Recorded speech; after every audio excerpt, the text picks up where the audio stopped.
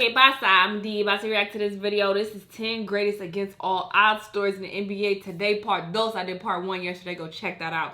These were really inspirational videos. They were really good. Just like, damn, I didn't know that. I'm really rooting for you. I'm really rooting for you to win, my brother. So we about to see who's on part two of this list. Let's watch. He got a bigger taste of just how bad his hometown was when he got confronted by three men while walking home after practice. He stood tall, ready to defend himself, until one of them put a gun to his forehead. It's like, where you from, nigga? So this is where part one ended off, on Damien Lillard's against all odds story. If you haven't seen it, click the first link in the description and watch it first. But to carry on with his story, he ended up giving up his wallet, and luckily the three guys let him go. But this just goes to show the kind of area he grew up in and why he fears nothing today. Back on the court though, even though he made it to a Division I school like he wanted, he only finished high school as a 2-star recruit. So when he got to Weber State, Damien Lillard took that work ethic, and by the end of his 4 years there, he went from a 2-star recruit to averaging 24, 5, and 4, and being known as the top point guard prospect in the 2012 NBA draft, proving everyone wrong who ever doubted him when he finally made it to the league against all odds. And even though he's finally made it, he still carries that mindset with him today when he doesn't make an all-star team, an all-NBA team, or is thought of as an underdog in the playoffs. Number 6, John Wall. In my opinion, Wall is the most moving story in the NBA. Really? And here's why. Because just 3 weeks after his first birthday, his Kawhi father robbed a convenience store, and because of that and his previous run-ins with the law, he was forced to serve the next 7 years in jail. Within that time, the Wall family would make the 2-hour drive every single weekend to visit him. And on one of those visits, John's dad sat him down and had a long talk to him about how he needed to be a better person than he was, and how he had to take care of his family and his mother like a real man. Something his dad wasn't ever able to do. And then one day when John Wall was 8, his father was finally released from prison. And almost right away, the family packed up the car and went out to a cabin for a family vacation. And it was the first time in John's life that he got to spend time with his dad with no restrictions from prison guards. He said it was some of the best days of his life. But on the last day of the trip, his father got sick, and they learned that he was only released from prison because he was terminally ill with liver cancer. And the time they spent in the water on that trip infected his wounds. So his dad was rushed to the hospital, and the rest of the family was rushed home. And then a few days later, John overheard his mom on the phone say that his dad passed away. So he ran outside and cried for hours. But just to make things worse, at the funeral, his older brother promised to step up and take care of the family. But just a year later, he got locked up for the next nearly 20 years. And this is when John's attitude and his life really changed. Because even though he would show signs of becoming a phenomenal athlete and a basketball player, he was known as a bad kid and a criminal by everyone he knew. He'd cuss out his teammates, steal cars, break windows, and get in a lot of trouble for the rest of his teenage years. And even by the time he'd make it to high school, on the court he'd yell at teammates who didn't pass him the ball, or coaches that tried to tell him what to do. And when they would refuse to play him, he'd sit on the end of the bench and eat snacks while the rest of the game went on. And this attitude led to him getting kicked out of a lot of camps, and coaches trying to tell him the hard truth that he should be getting recruited by big colleges like Duke and North Carolina, but that was never going to happen with his attitude. And as the years went on, there'd be certain instances where a coach would actually make a small difference in his attitude. But nothing changes his life more than when his mother spent her last $200 she had for him to go to an AAU tournament and let her electricity get shut off for the next 2 days. John said, if my mom was going to do that for me, I was going to do everything I could to give her a better life. Which really changed his outlook on life, and led to him working harder than ever before, and quickly rising up the ranks to being the #1 high school basketball player in America.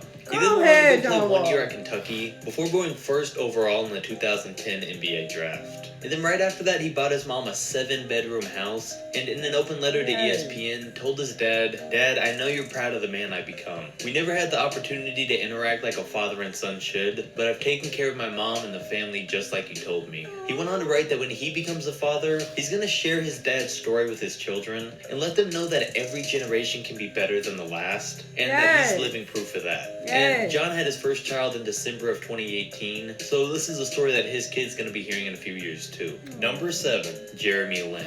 The Linsanity story will always be one of the best stories of a player being made overnight by making the most out of the opportunity they were given. And here's how it started. Lin's parents started out living in Taiwan before he was born. And the two main reasons that his father wanted to move to America were to finish his PhD and to watch more NBA basketball. And by the time that he moved here, he had never played the game, but eventually studied players and taught himself, and eventually taught Jeremy Lin once he was born. And he ended up doing a great job because he was a standout in high school, but he felt that he never got the respect he deserves because of his race, which led to him not getting a single D1 scholarship offer, except for one that he got from Harvard, who let him play but didn't give him a scholarship. And he played great there, putting up 17 a game on great shooting numbers and over 2 steals a game his last 2 years there, but went undrafted in the 2010 NBA draft. Lin said that the pre-draft workouts were never 5-on-5, and they were all either 1-on-1, 2-on-2, or 3-on-3. And he said that he had never played basketball like that before, which is why he felt that things went so bad for him. Scouts that were there even went on to say that he's a smart passer, but had a flawed jump shot and a thin frame, might not have the strength and athleticism to defend, and he got a lot of excuses, or finish at the rim in the NBA. But the man would still go on to have an impressive performance in the NBA Summer League, and end up getting a 2-year offer from his hometown Warriors team. And this made him the first American-born Chinese player, which led to him getting similar attention to what Yao Ming got, but on a smaller scale. He would have groups of fans at home and away games, cheer him every night and every time he stepped on the floor. He would have people always looking to make documentaries of his story, and would get as many interview requests as Steph Curry. But he never let this get to him, because then Warriors coach Keith Smart said that Lin always arrived to practice early and left late, and would spend all of his free time studying Steve Nash, because he said, "Neither of us are freak athletes, but we're both effective and know how to play the game." Now this work ethic that he has didn't make a difference right away, because on the Warriors he only played 29 games and averaged 2 points a game, before eventually getting waived at the start of next season when Mark Jackson took over as head coach. But in that offseason, he trained harder than ever before, using the criticism that those pre-draft scouts gave him as motivation, and changed his jump shot that he'd used since the 8th grade, got stronger by almost doubling the amount he could squat, tripling the amount of pull-ups he could do, gaining 15 pounds of muscle, and raising his vertical by 3.5 inches. And then on December 27th, when Iman Shumpert went out for the Knicks due to injury, Jeremy Lin was claimed off of waivers by the Knicks, and Lin's sanity began. Number 8, Caleb Swanigan. Swanigan isn't too known across the league, but he's definitely battled a lot to get there. And it started when he was born while his dad was addicted to drugs. And his mother had 6 children. His father's side of the family had always battled with obesity. And to show how serious it actually is, his father passed away in 2014 from complications with diabetes. And at the time he passed, he was 6'8" and close to 500 pounds. And it's turned out to be something Caleb's had to deal with since he was a kid. Because by the 8th grade, he was 6'2" and 360 pounds. Woo, and you might think it would be easy for him to just go on a diet, but since his family was so poor, they usually couldn't afford it. In fact, they were so poor that by the time he was 13, Caleb Swanigan had lived in 5 different homeless shelters and gone to 13 different schools. And it was around this time that Caleb's older brother basically saved his life by getting him into basketball, when he called his former AAU coach to get him on the team. And not only did Roosevelt Barnes let him play, he adopted him and raised him as his own son, and providing him better food to get his weight down. And through the help of his new guardian, he became an elite high school player, becoming a top 20 national prospect, putting up 22 and 13, and even graduated a year early because he did so good academically. And by the time that he graduated, he had grown to 6'8", but managed to bring his weight all the way down to 260 pounds.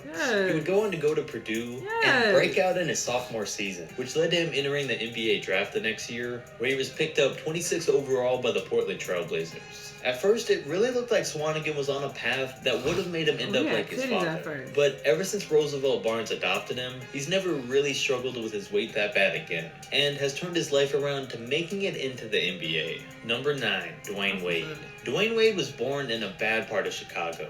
But to make it even worse, he was born when his mother was only 18 and already had 2 kids. And to make it even worse than that, when he was 4 months old, his parents got divorced and his mother was given custody. To get an idea of how bad a neighborhood Wade grew up in, when he was still young, he had already seen bodies in dumpsters and police raids. And to make his situation even worse than that, was the fact that his mother had gotten addicted to drugs. And Wade said he even saw his mom take them when he was a kid. And because of this, one of those police raids was in his own home when he was 6 years old. So when Dwyane Wade turned 8, his older sister told him they were going to the movies, but instead took him to go live with his father who lived close by. And a year would pass, and his dad would take Wade and move his new family away from his mother to Robbins, Illinois. And once Wade stopped seeing his mom, over the next 10 years, her problems just got much worse, and she'd constantly be in and out of jail. But to get away from all the and violence going on, Wade used football and basketball. And he really thanks his older sister for basically raising him and bringing him down the path of sports. And then by the time D-Wade got to high school, even though he was a star in football, his true passion was basketball. So in his first 2 years on the varsity basketball team, he struggled to really get any playing time. But that wasn't until Wade grew 4 inches in the summer before his junior year, and went on to average 20-7 as a junior, and then 27-11 the next year as a senior. But even though he had gotten extremely talented, only 3 colleges recruited him because his grades were so bad. But one of those ended up being Marquette University. Because of his poor grades, though, he had to sit out his freshman year, but did come out as a sophomore and put up 17-6-3, and then 21-6-4 as a junior, and led his team to the Final Four, where he had really made himself into a star. D-Wade's mom declared to change her life and get clean, but when Wade went back to visit her, she confessed that she was heading back to jail for 14 months. But then Wade would forego his senior season to enter the 2003 NBA draft. And thankfully, it's said that his mom has been able to stay clean ever since. She kind of looked like Gabrielle Union. That's weird. People against all odds, Dwyane Wade made it out of a bad neighborhood with a mother who couldn't get her life together, to then making it into the league and helping his mom finally get things right in her life. Number 10, Joel Embiid. What? I'm surprised they didn't have Kawhi or and his path Westbrook from there to being one of the NBA's top players is one of the most remarkable you'll see. Because growing up in Africa, he loved the NBA, but he said that he could barely ever watch it because his mom made him focus so much on school that he never had time. In fact, his mom made him stay home and study so much that he never had time to play any sports. But by the time the man was 16, he was 6'10". So because of this, Cameroonian-born current NBA player Luke Mbah-a-Moute invited him to his basketball camp, where Embiid said that he was so nervous on the first day that he didn't even show up. But the second day, even though he was terrible, his adrenaline took over and he threw down a mean dunk on somebody. And this led to Luke seeing potential in him and brought him to his Basketball Without Borders camp. And then just like that, 2 months later, he was on a plane to go to Florida for high school basketball. And what a huge life change that's got to be in a 3-month period. And here's Mr. Steal Your Girl himself in his first year in America. But just as rough as his outfit is, his start to basketball on the court was just as bad. Because he had just started playing a couple of months ago, so he was still terrible at this point. And so bad that his coach kicked him out of the gym on his first day. And all the kids sat there and pointed at him and laughed. So he ran back to his house and cried, and started to question why he ever came to America in the first place. But eventually, all that doubt fueled him to get better and prove them all wrong. And he did exactly that. He quickly became a 5-star recruit, and the buzz really began about him. In just a couple of years, he transformed his game from players laughing at him to being one of the best prospects in the country. He went on to play at Kansas, and even though he got injured, would still go 3rd overall in the 2014 NBA draft, and has now worked his way up to being one of the best players in the NBA. What these stories have taught me, I mean, I already knew this, but it just reinforces the idea and the fact that if you just go ham, you gonna outperform a lot of people. It don't matter how late you start. He didn't start until he was 16. A lot of these NBA players been playing since they were like fucking 2,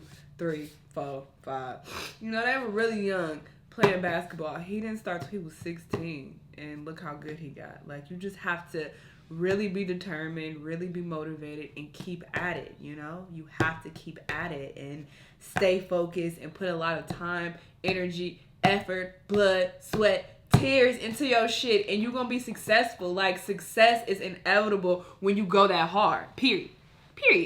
But yeah, I am surprised that Kawhi or Westbrook wasn't on here. My boy Westbrook, because their stories were against all odds too, I guess you could say. Kawhi not so much, honestly, in my opinion. He just had his dad pass away. And that caused him to go harder. But Westbrook, he had a lot of issues. I feel like I heard some things about Westbrook that, he wasn't that good. at first. He wasn't that good. I know his friend died or something like that, but his story was against all odds as well. So anyway, this is still a really good video though. Let me know what y'all thought about it. Sorry about the construction in the back. They get on my goddamn nerves. I'll be up out of here in a few months. I'm moving. But anyway, yeah, I'll see y'all in the next video. Bye.